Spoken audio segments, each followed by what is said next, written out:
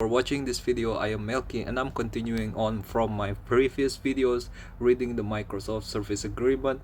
For a disclaimer, this is not a professional advice and I'm prone in making mistakes, and this video would likely to be like that as well. I make no guarantee, and if you about to use this information for things that are important, you would probably uh, the information would probably not in a quality of professional standard. So please consult with your professional service provider, or probably uh, yeah okay, I'm continuing on. For using the services and support a Microsoft account, you'll need a Microsoft account to access many of the services. Your Microsoft account lets you sign in to products, websites, and services provided by Microsoft and some Microsoft partners. One, creating an account. You can create a Microsoft account by signing up online. You agree not to use any false, inaccurate, or misleading information when signing up for your Microsoft account. In some cases, a third party, like your internet service provider, may have assigned a Microsoft account to you. If you receive your Microsoft account from a third party, the third party may have additional rights over your account, like the ability to access or delete your Microsoft account. Please review any additional terms the third party provided you, as Microsoft has no responsibility regarding these additional terms. If you create a Microsoft account on behalf of an entity, such as your business or employer, you represent that you have the legal authority to bind that entity to these terms. So make sure, if you're like a tech support or something, you got some kind of contract or a legal document stating that you have the power to bind the institution. You cannot transfer your Microsoft account credential to another user or entity. To protect your account, keep your account details and password confidential. You are responsible for all activity that occurs under your Microsoft account. Please bear with me, guys. I want to read some of the parts that I want to look deeper into.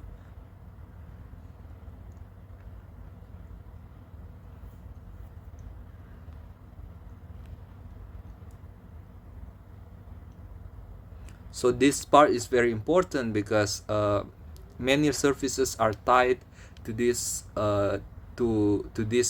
part right here, because you need Microsoft account to sign in or to use all of the services. Next, account use. You must use your Microsoft account to keep it active. This means you must sign in at least once in a 2-year period to keep your Microsoft account and associated services active.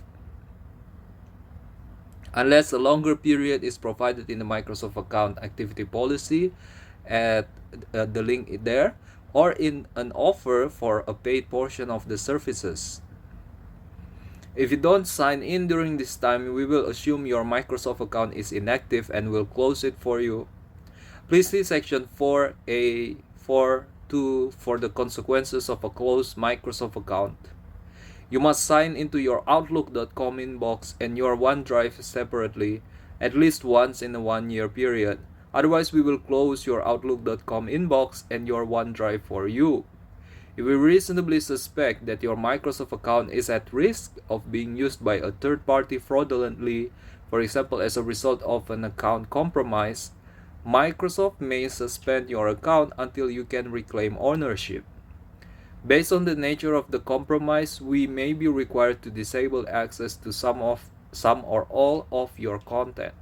If you are having trouble accessing your Microsoft account, please visit this website, and there's a link in the description. Again, guys, please bear with me as I read one more as I read another as I reread it.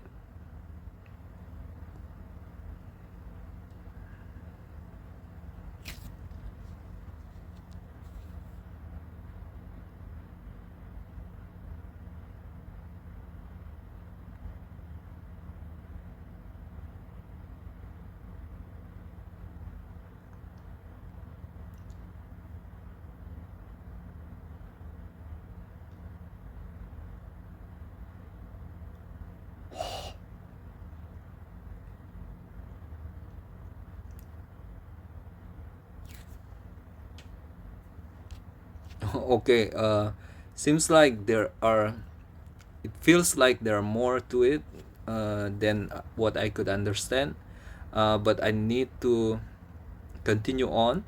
Number three, kits and accounts. By creating a Microsoft account or using the services, you accept and agree to be bound by these terms and represent that you have either reached the age of majority where you live, or your parent or legal guardian agrees to be bound by these terms on your behalf.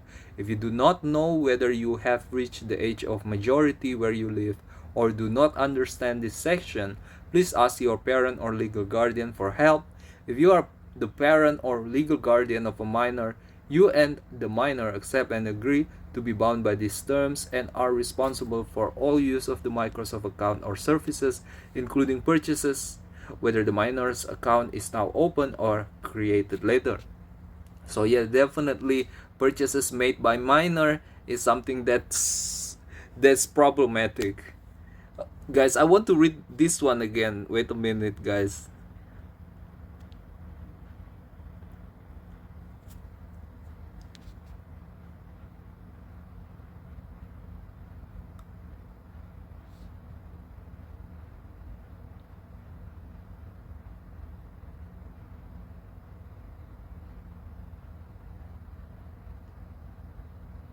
Okay, next, closing your account.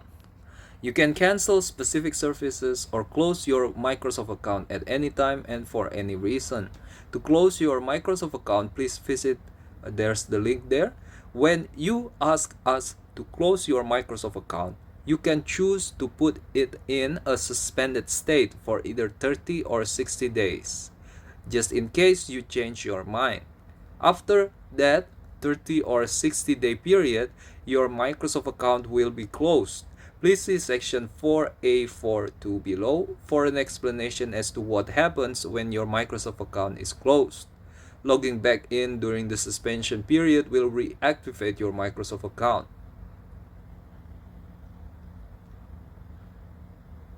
Okay, so after 30 or 60, it might be closed, and the status will be closed. Probably some services connected to it also will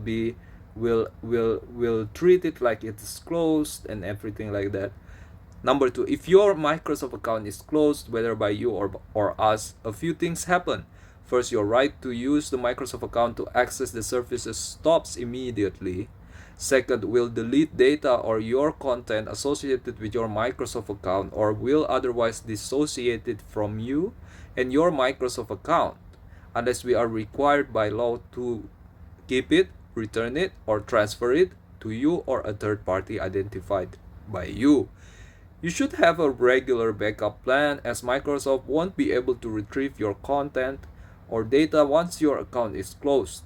Third, you may lose access to products you've acquired.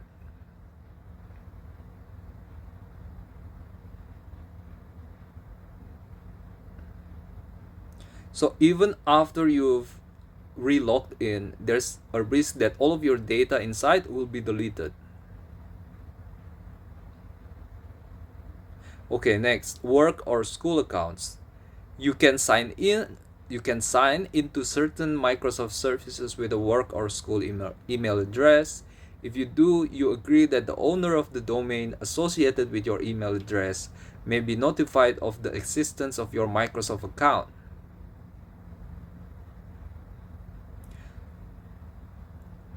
And its associated subscription. This is wait a minute this.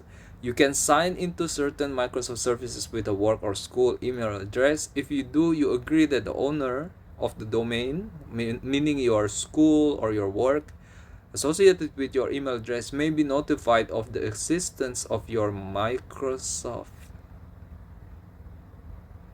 account and its associated subscriptions. All right, okay. Next, control and administer your account, your school or your workplace, and access and process your data, including the contents of your communications and files, and that Microsoft may notify the owner of the domain if the account or data is compromised. You further agree that Your use of the Microsoft services may be subject to the agreements Microsoft has with you or your organization, and these terms may not apply. If you already have a Microsoft account and you use a separate work or school email address to I'm sorry. I taste something bad. Excuse me.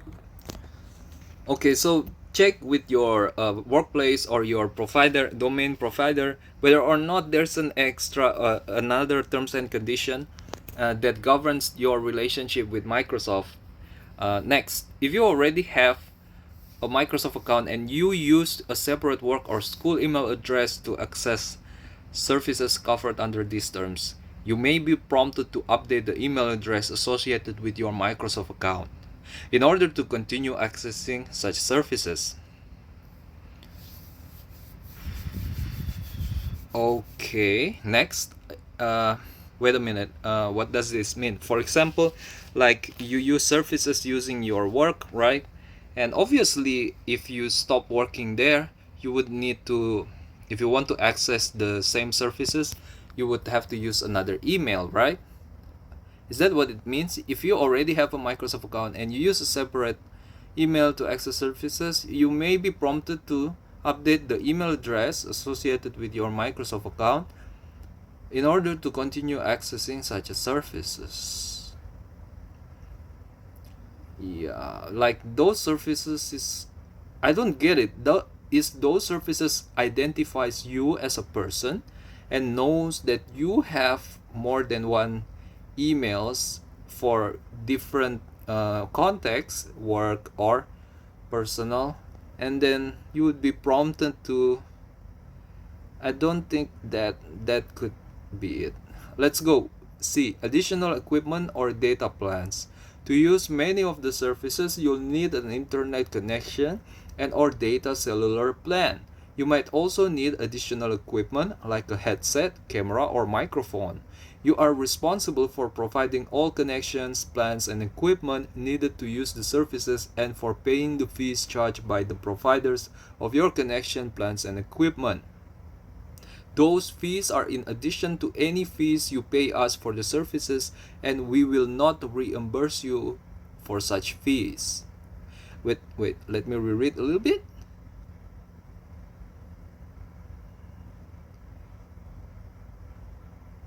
Okay, check with your providers to determine if there are any such fees that may apply to you. D. Service notifications. When there's something we need to tell you about a service you use, we'll send you service notifications. If you gave us your email address or phone number in connection with your Microsoft account, then we may send service notifications to you via email or via SMS or text message, including to verify your identity before registering your mobile phone number and verifying your purchases. We may also send you service notifications by other means, for example, by in-product messages. Data or messaging rates may apply when receiving notifications via SMS.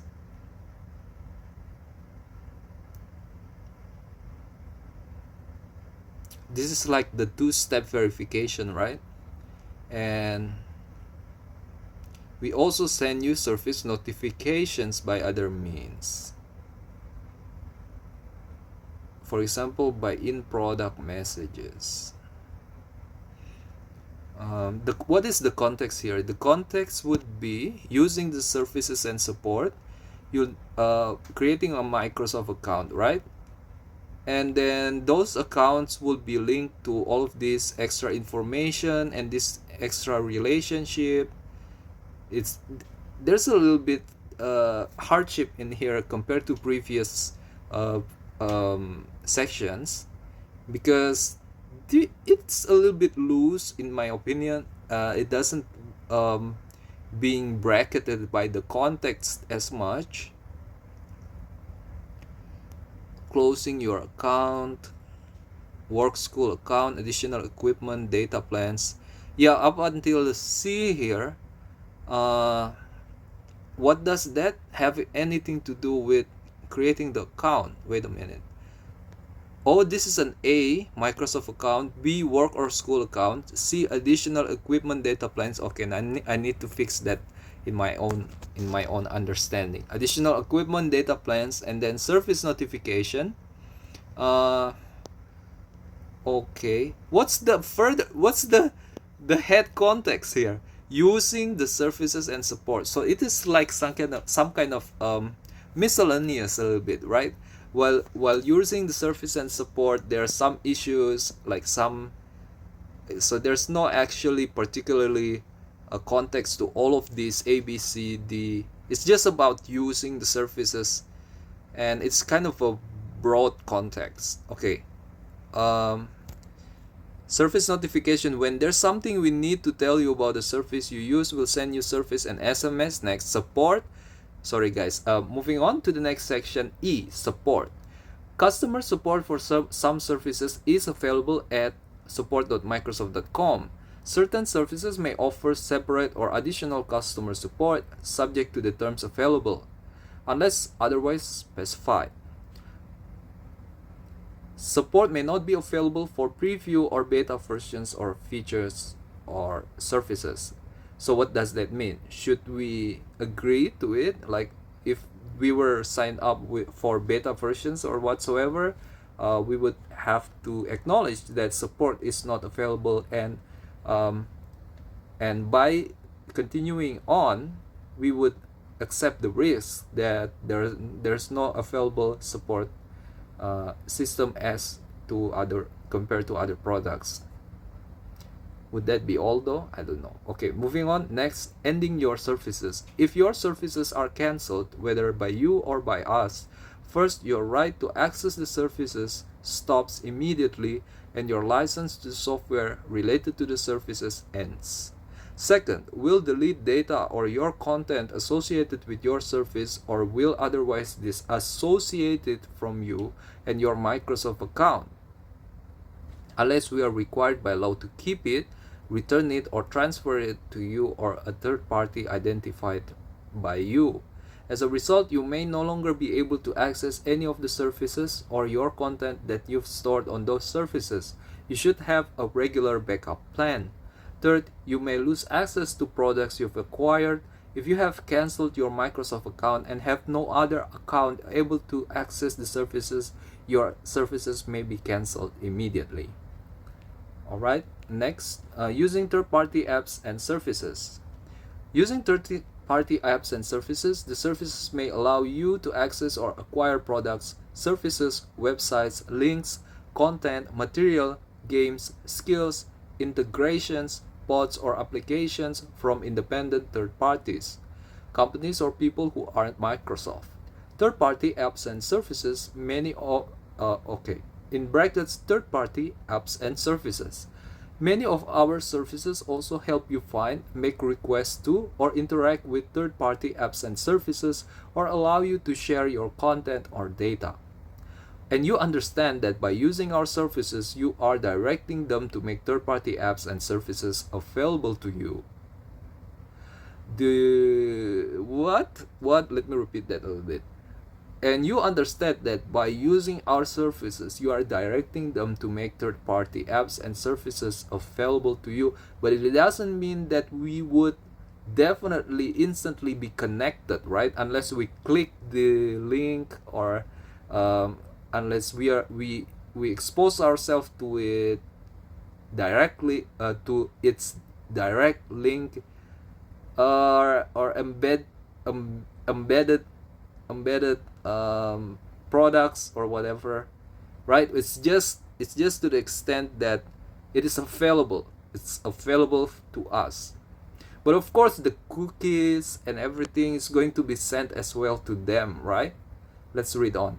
The third-party apps and services may allow you to store your content or data with the publisher, provider, or operator of the third-party apps and services. The third-party apps and services may present you with a privacy policy or require you to accept their terms before you can install or use the third-party app or service. Obviously, yes. For example, let's say Microsoft is Team, and these third-party services would be like Square Enix, or Bandai. Next, see section 14b for additional terms for application acquired through certain stores owned or operated by Microsoft or its affiliates, including but not limited to Office Store, the Microsoft Store on Xbox, and the Microsoft Store on Windows. And guys, these third parties is when you install a game on Steam, you would have to agree to the terms and condition, right? Some of the stuff, okay, games are like that usually, but there are applications they are not like that. And they're like, what I mean by that is, like, for example, it's just a website a website widget, or widget attached to a website, an embedded widget or something like that. It would just play instantly when you click it, and it's not it your data would be transacted with them and not the main website. So imagine things like that in different services, like for example in Skype. I've actually couldn't remember anything like that in Skype, sorry, but it's just for a hypothetical purposes. Let's say for example you would use Bing, and then you would click the link. There's some kind of autoplay pictures from sites, and then you would look at it, or probably you would drag your mouse over it and it would play itself like YouTube. This is again, guys, hypothetical. So what would that be? I don't think, for example, if YouTube, you drag your mouse over it and it would play by itself. It was just in the constraint, or in the properties of YouTube within it. But if that happened outside in a search engine, I don't think that is in line with the privacy interest, right? But if you click it, you don't get, like, when you click a website, it doesn't give out, oh, please read this privacy policy first, and after that it will continue to the website. No, it would instantly went into the content or the website, right? So that is the another details that probably needs to be we need to pay attention to how this privacy policy would maneuver around that. Okay, next, where were I? See section 14b for additional terms for application acquired through certain stores owned or operated by Microsoft or its affiliates. And then you should review the third-party terms and privacy policies before acquiring, using, requesting. Oh my god. Oh, the notification. Yes, I do play War of the Vision. Please watch more of my videos about War of the Vision there. I'm sorry. Next, you should review the third-party terms and privacy policy before acquiring, using, requesting, or linking your Microsoft account to any third-party apps and services. Any third-party terms do not modify any of these terms. You are responsible for your dealings with third parties. Microsoft does not license any intellectual property to you as part of any third-party apps and services, and is not responsible or liable to you or others for information or services provided by any third-party apps and services. Let me read some more a little bit on my own. Please bear with me for a bit.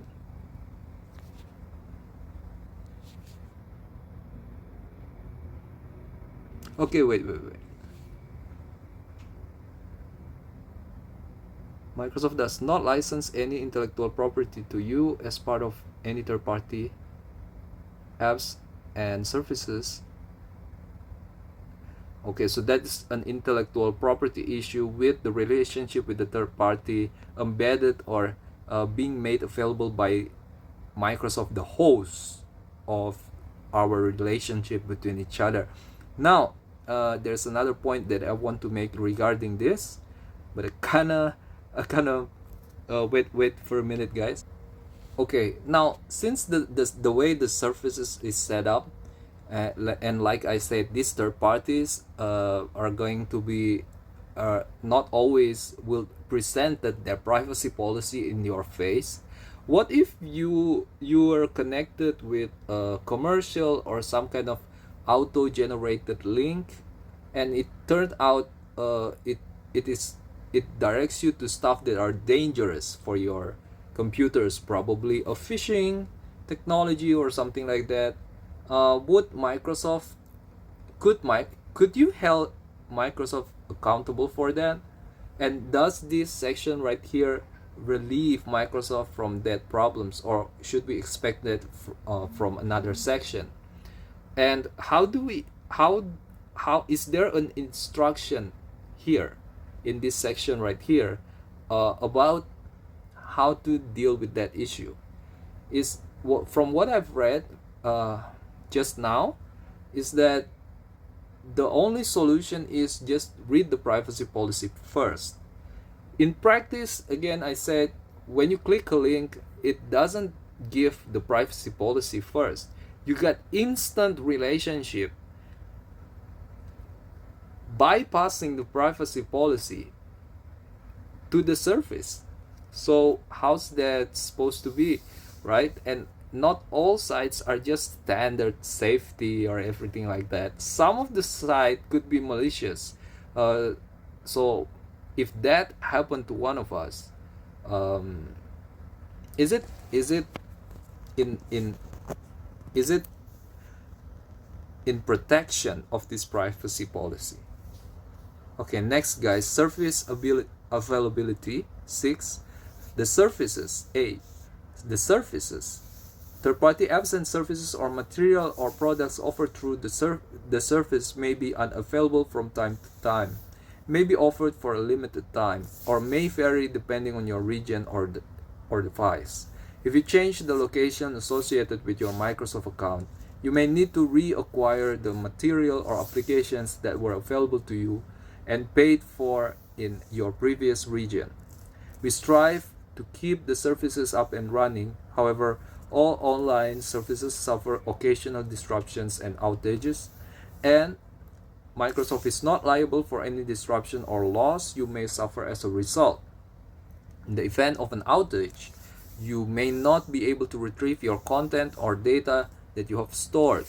We recommend that you regularly backup your content and data that you store on the services or store using third-party apps and services.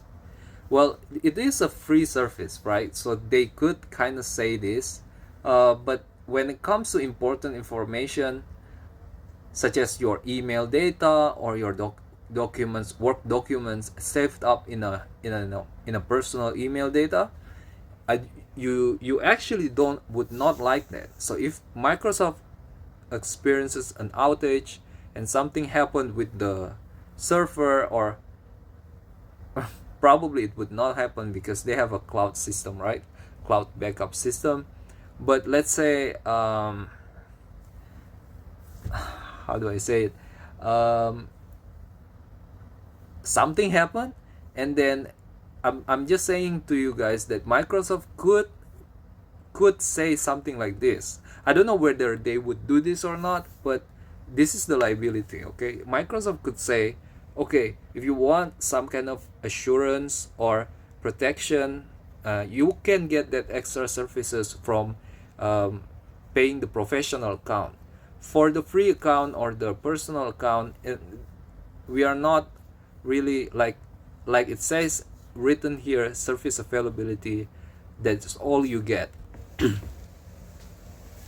But guys, given the sheer amount of important data in their server, is it really viable, or is it not still legal for them to actually implementing a low quality security system?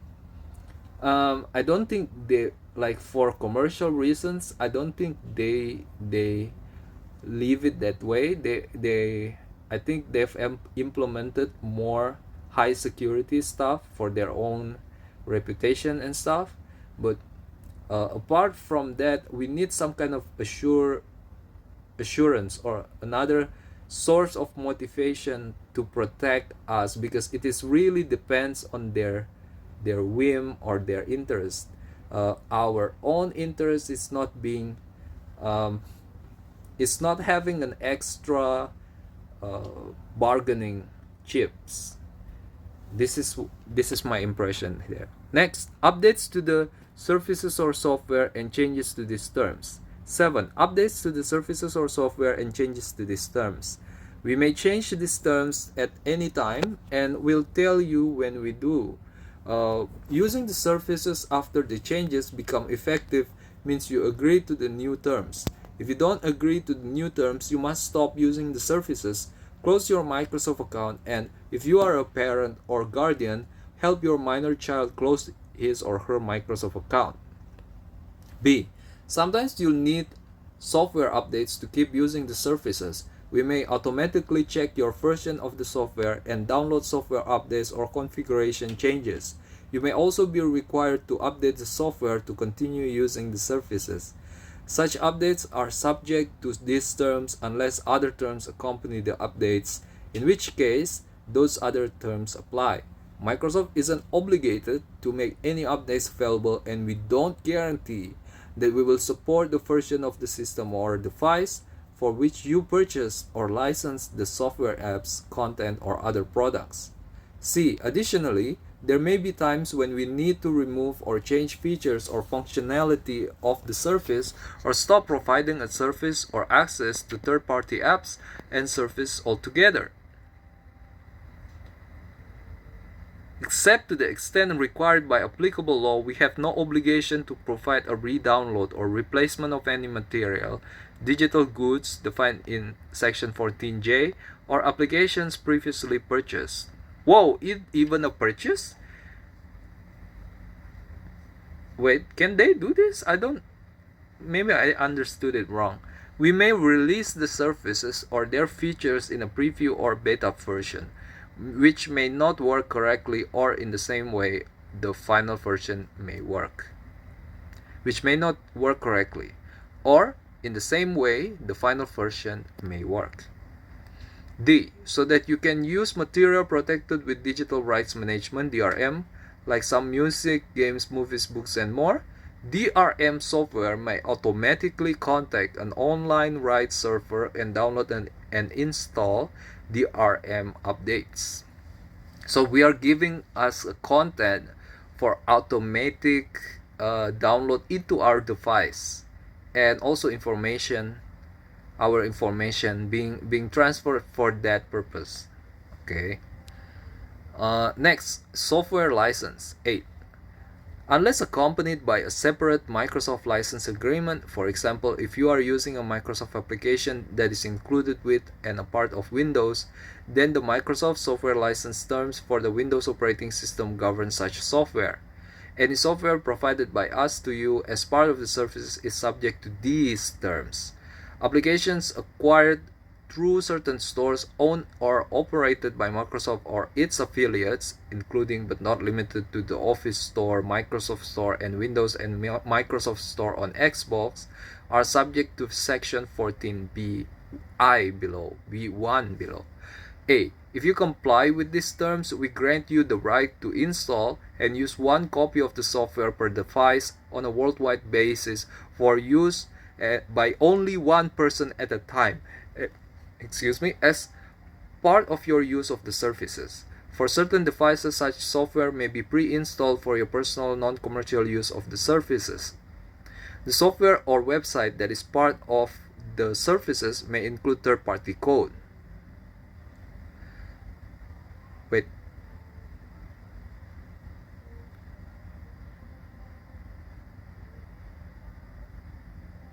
Any third-party scripts or code linked to or reference from the software or website are licensed to you by the third parties that own such code, not by Microsoft. Notices, if any, for the third-party code are included for your information only. Software license. It is about license, software license.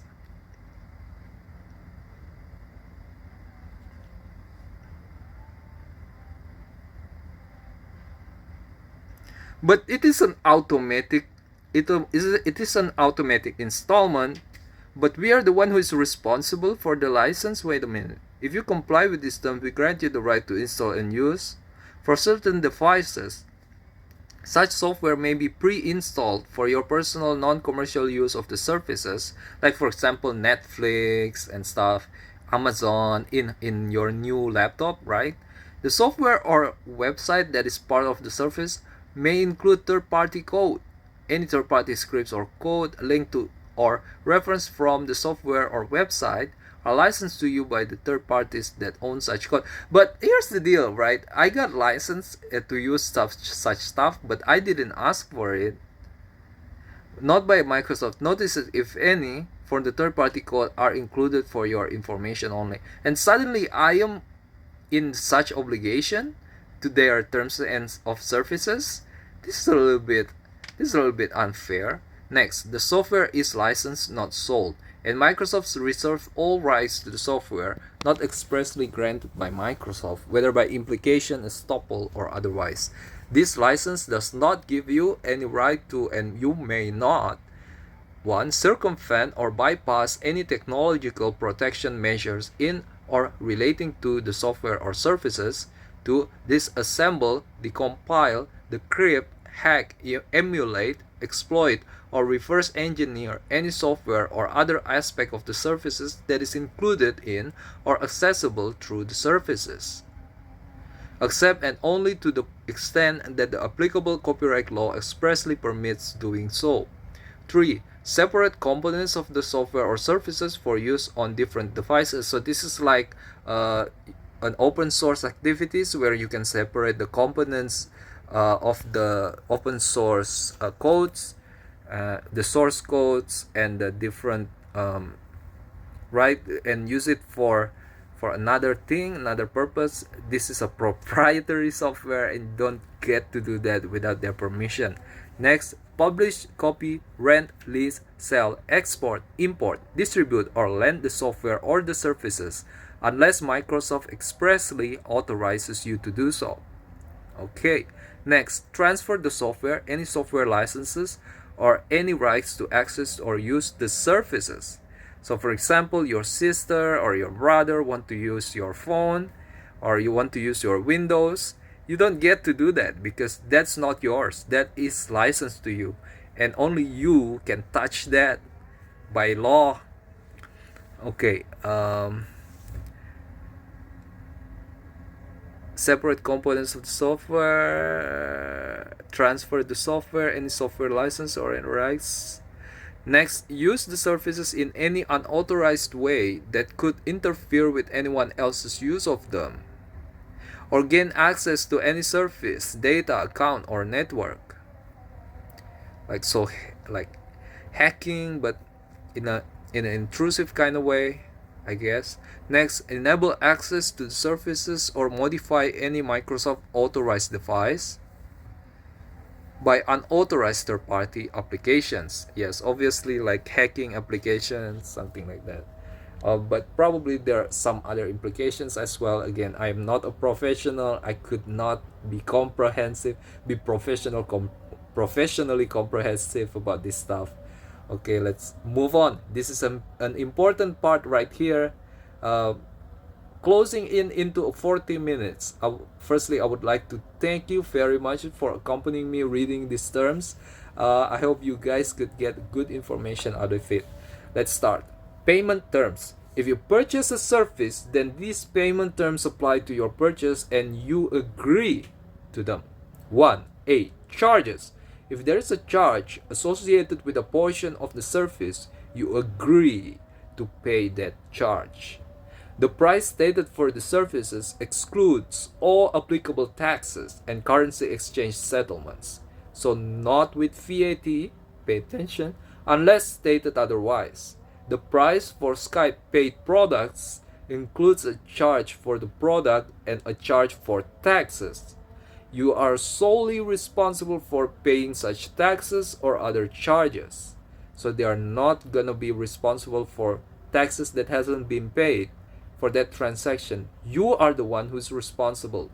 I don't know whether like in the case of withholding stuff, um, unless, right, that's an exception, right, because withholding taxes are law.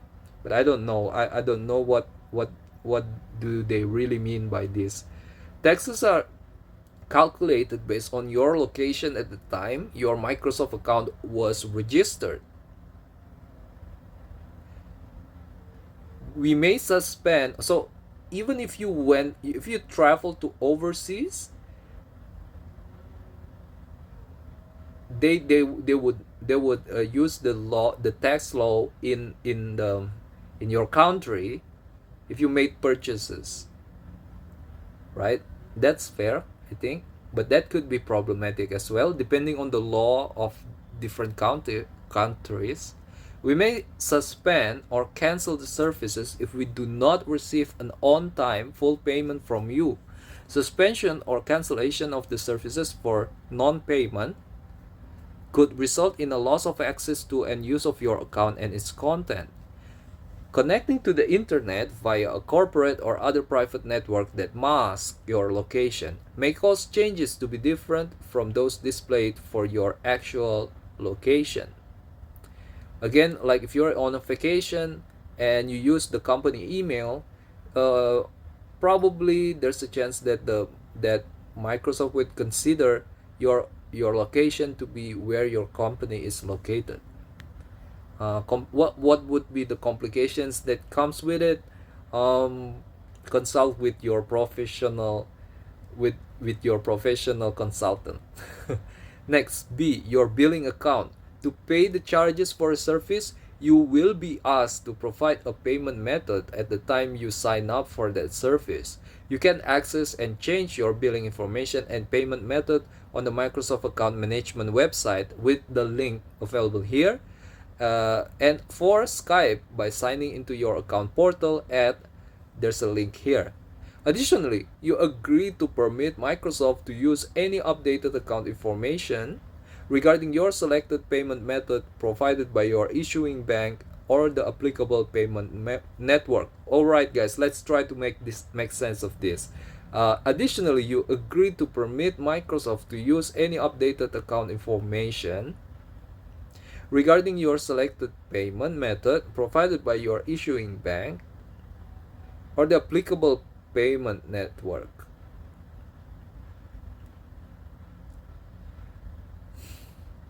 Why is this specifically being put here? Like automatically, right? I don't.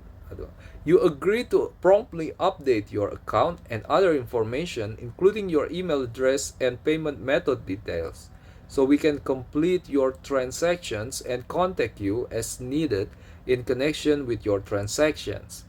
Changes made to your billing account will not affect changes we submit to your billing account before we could reasonably act on your changes to your billing account. And if you have some address changes, phone number changes, or credit card number changes, please notify them promptly or timely, so that there wouldn't be any issues. I think that's very good. That's very good.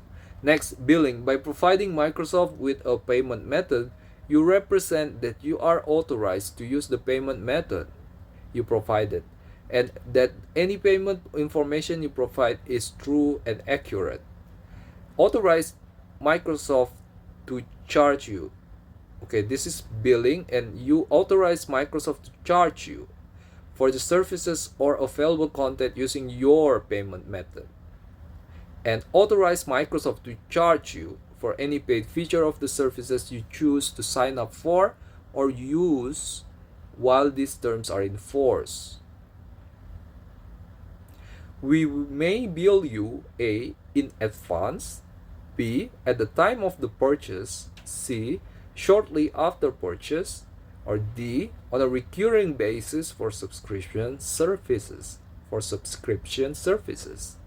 Also, we may charge you up to the amount you have approved, and we will notify you in advance of any change in the amount to be charged for recurring subscription services.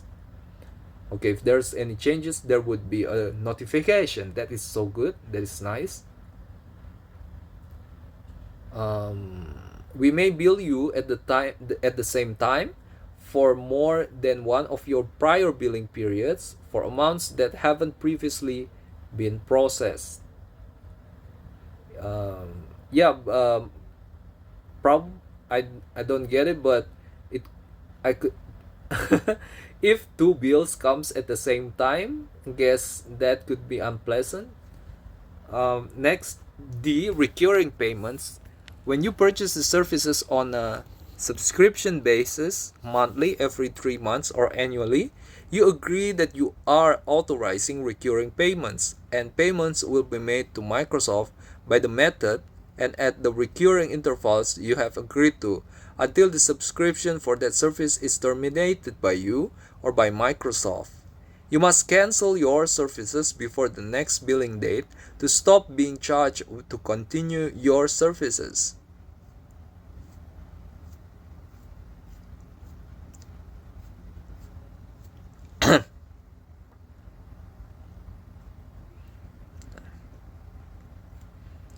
Okay, guys, this is another stuff that is could be annoying if you don't know this already.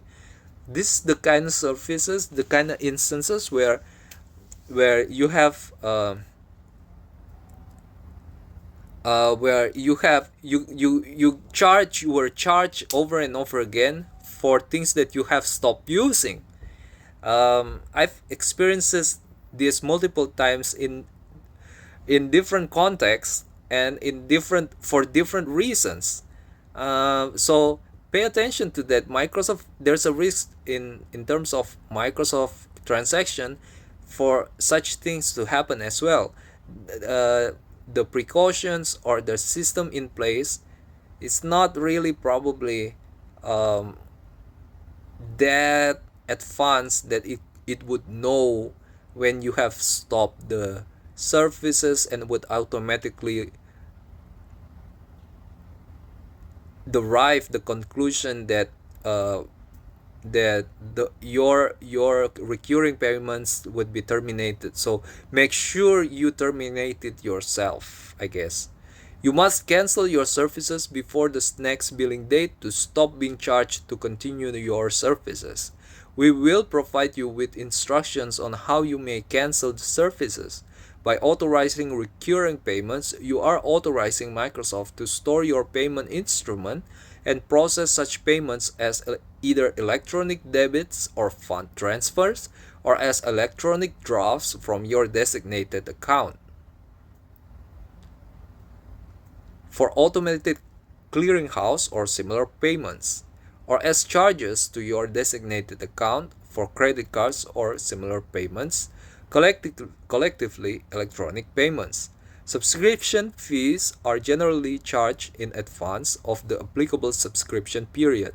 If any payment is returned unpaid, or if any credit card or similar transaction is rejected or denied, Microsoft or its service providers reserve the right to collect any applicable return item, rejection, or insufficient funds fee and process any such payment as an electronic payment. What's so different about this electronic payment stuff? I think I need more information to be able to understand that. Well, take a look at this. There's quite a lot of sections here. I think it is good to dedicate specifically a video for these payment terms. So guys, I would end the video here. It's almost 50 minutes. Thank you very much for accompanying me again, and I'll see you again in the next video if you want. Bye for now.